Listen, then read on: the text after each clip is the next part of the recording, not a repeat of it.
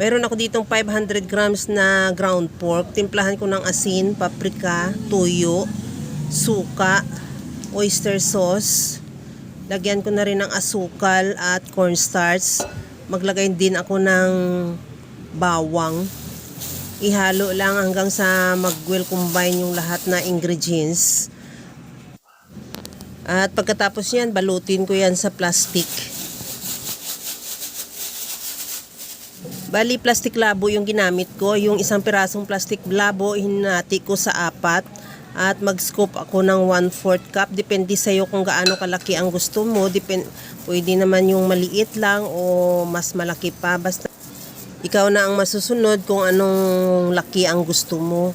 At gaya niyan, balutin lang natin. Iro-roll ng bahagya hanggang sa magbilog na pahaba. At ikutin lang natin yung pinakadulo ng plastic para mabuo lang natin yung pagkabilog niya. At pagkatapos yan, ituloy na lang sa paggawa yung lahat nating mixture at ilagay ko muna yan sa freezer. Bali, overnight ko siyang pre-freezer.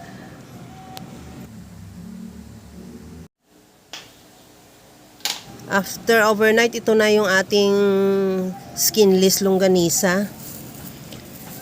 Prituhin na natin yan. Nagpainit na rin ako ng mantika sa kawali at iprito na rin natin yan isa-isa.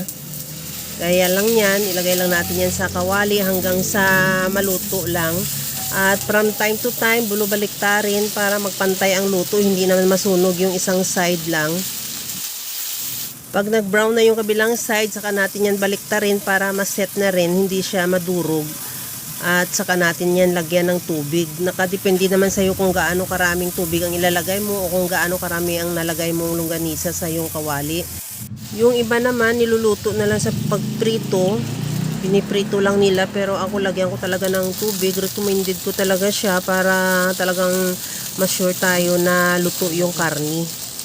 Kagaya na pagka na-absorb na yung tubig o nagtuyo na, bulubaliktarin lang din hanggang sa makuha mo lang yung tamang kulay ng longganisa o talagang maluto siya ng mabuti. At pagkatapos yan, ilipat na lang natin yan sa ating serving plate at ready to serve na. Ito na yung ating long silog. Nilagyan ko na rin ng sinangag at nagprito na rin ako ng itlog. Nilagyan ko rin ng pipino. Pwede rin naman kamatis. At okay na yan. Luto na yan. Ready to serve na.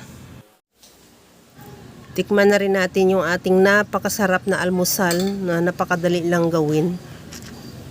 Okay na to. Hanggang sa muli mga kalasa. Thank you for watching. Bye-bye!